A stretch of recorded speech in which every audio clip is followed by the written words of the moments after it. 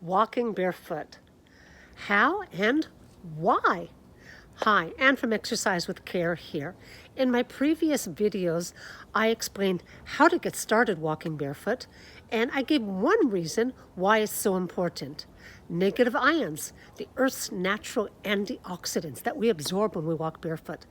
And if you're subscribed to my channel, you've been following me in Costa Rica, walking barefoot everywhere where there's no snakes, and soaking in all that positive energy from the earth.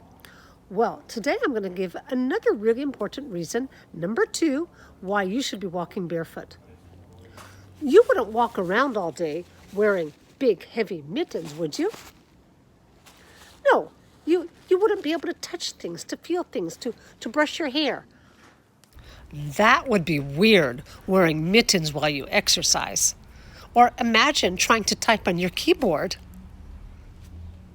So, obviously, our feet and hands aren't exactly the same, but they actually do have the same type of skin and nervous system, which wants to feel everything that we're doing.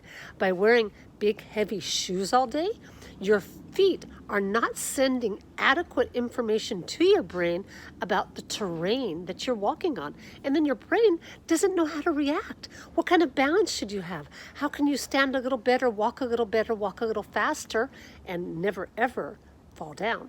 So walking barefoot is going to vastly improve your balance. It's going to vastly improve your mobility. And guess what? It's probably going to take away a lot of those aches and pains because your brain will be able to feel what you're doing. Just like you want to feel things with your hands when you're going through your day, preparing your food, brushing your hair, putting on your makeup, everything. Our brain wants to feel the earth around us. So move like you did when you were a kid. Throw off those shoes, walk barefoot in your backyard.